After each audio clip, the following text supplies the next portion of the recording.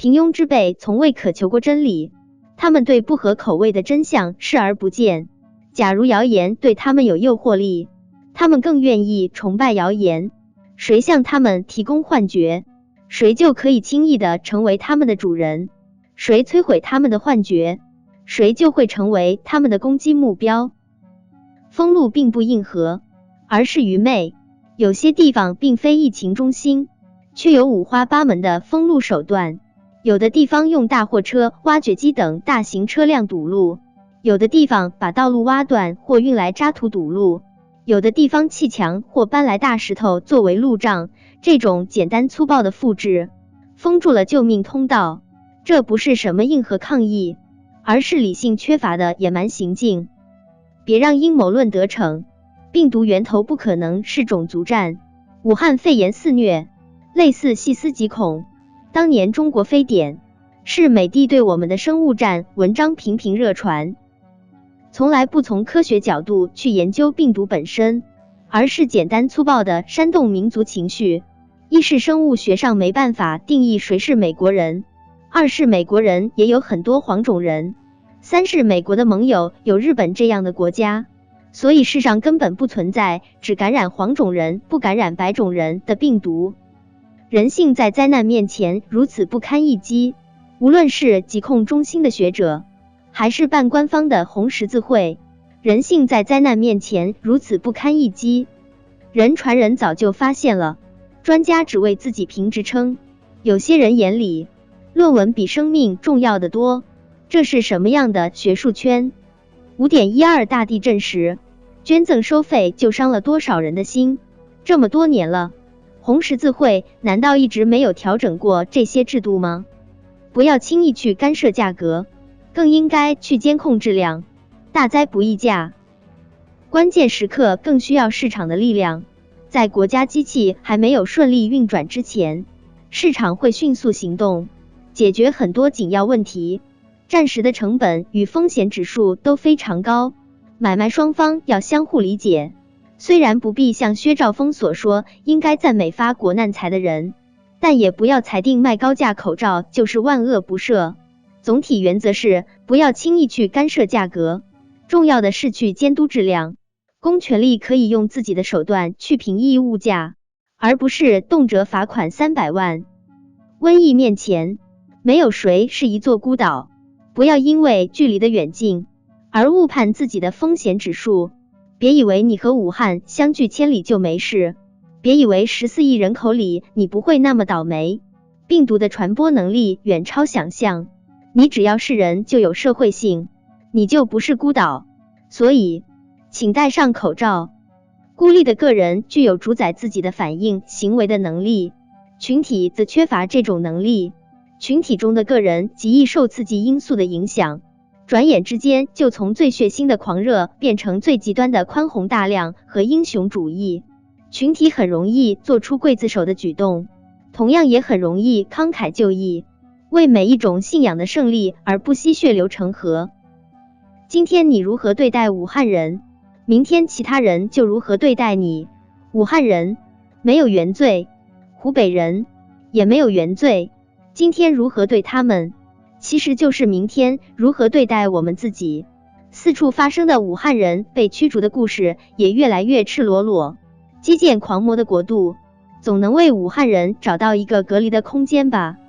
武汉人远在天边，就武汉加油；武汉人近在身边，就叫武汉人滚蛋。这样的口号不需要，防的是病毒，不是武汉人。1月24日，中国杭州，一架载有116名武汉乘客的 TR188 航班落地，机场国际到达，厅内的平静被打破。300多名旅客下机后，被统一安排在隔离区等待进一步观察，同时免费提供不限量食物。今天的这种小小善待，明天会转化为无数感恩。可以原谅你的自私，但别炫耀你的愚蠢。武汉一低烧女子发朋友圈炫耀已到法国，跟闺蜜胜利会师，然后她得了便宜还卖乖，开心地称作为武汉出来的人，居然没有被优待，没有被单独测体温，哈哈哈。正是这样无知的个体出现，导致整个群体被人针对。不能因个体而否定群体，每个地方都有败类，每个地方都有好人，不能因为个体的极端行为而对整个族群采取极端行动。疫情是全民战争，别搞地域歧视。这世界哪有什么天使，不过是学着前辈的样子，不需要牺牲的壮烈，我们需要每个人健康归来。这世界上哪有什么救人的天使和济世的英雄，不过是一群孩子换了一身衣服，学着前辈的样子，替更多人负重前行。别谈天佑武汉了，是 TA 们在保佑武汉。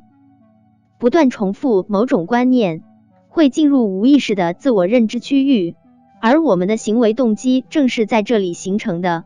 到了一定的时候，我们会忘记谁是发言者，我们最终会对他深信不疑。如果世界只有一种声音，那将非常危险。百度一下散布武汉肺炎谣言不实消息，8人被依法处理，相关结果有3,430,000个，而且很多都是媒体发布的，但它并不是真相。真相最终是这8个人不是造谣者，他们是天使。这段时间经过多方的努力，我们听到了更多声音，疫情数据也全部公开，并没有造成恐慌，可见声音多元并不造成恐慌。谣言并不可怕，可怕的是不知道哪里有真相。有人类的地方就有谣言，任何国家都一样，这是不可避免的社会现实。谣言并不可怕，可怕的应该是不知道哪里有权威声音，哪里有事实真相。从今天开始，我们现在所有媒体都要努力了。知情权就是生命权，因为一开始就失去了知情权，最后致使无数并非病毒感染的患者被交叉感染。别低估了知情权，它与你的生命息息相关。越是关键时刻，越是要独立思考。某些人喜欢隐瞒真相，有些人喜欢制造谣言，这两者又互为因果，形成恶性循环。这个时候，不能完全用眼睛去看信息，还需要用脑去思考信息。任何声称此时有特效药的新闻都是谎言，急功近利、一蹴而就的想法都不符合科学精神。疫苗的研制就算成功，它还需要进行动物试验，完成动物试验后，再进行人体临床试验。科研人员开始招募志愿者参加临床试验，研究人员需要向国家食药监局申请临床研究，还要进行疫苗生产线的现场核查和药品生产质量管理规范检查，全部通过后疫苗方可上市。所以，此时的你，预防最重要，明知却假装不知。本来对真相始末一清二楚，却要费尽心思编造瞒天过海的谎言，同时拥有两种抵触的意见，虽然互相矛盾，却依然相信两种说法并行不悖。若流言被过滤，则赞美无意义。肺炎事发之后，武汉某领导接受某官方媒体专访时，评论区竟然一律全是鼓励和赞美，这违背了基本的逻辑。要么评论被筛选，要么水军在作乱，这样的歌颂和赞美毫无意义。细节决定真相。3位领导召开记者会时，一个戴口罩露鼻子，一个不戴口罩，一个口罩戴反了。从这一细节推测，这3位领导可能都没有真正去过临床一线。如果生命真的受到威胁，就不会有这样的低级错误。这个时候，特别需要一个具备统筹能力和魄力的领导。凡媚上者必欺下，凡是对上面的人献媚的人，一定会欺负或瞒骗下面的人，因为媚上者失去的自尊需要从欺下中得到补偿。跟疫情斗争的唯一方式是诚实。法国作家加缪在《鼠疫》一书中谈到，这一切里面并不存在英雄主义，这只是诚实的问题。与鼠疫斗争的唯一方式只能是诚实。人民生命健康高于一切。面对此类危机，政府的思维必须去政治化，既不能让政治与政绩考虑干扰疫病防治，也不能一味依赖行政手段。生命高于一切，不能病毒止于上级。个人一旦成为群体的一员，他所作所为就不会再承担责任，这时每个人都会暴露出自己不受到约束的一面。群体追求和相信的从来不是什么真相和理性，而是盲从、残忍、偏执和狂热，只知道简单而极端的感情。最好的防疫措施就是保护好自己。现在还不清楚在14天潜伏期内有多少人员从武汉离开到其他城市，这种情况下，普通人群要如何做好自我保护呢？保护好自己是最有效的预防措施。死亡教育是每个人都应该补上的一堂课。中国人的价值追求太单一了，大家都像一个经济动物，金钱成了衡量一切的标准。原因很多，但一个重大原因就是我们缺少死亡教育。武汉肺炎这样的世纪灾难，让每个人都直面死神来临。我们应该重视死亡的意义，不要站在道德制高点指责其他国家。这个时候，不要指责法国撤离自己的侨胞，不要指责美国中断两地航班，也不要指责朝鲜和俄罗斯成为封锁国境的邻居，这是他们对自己负责任。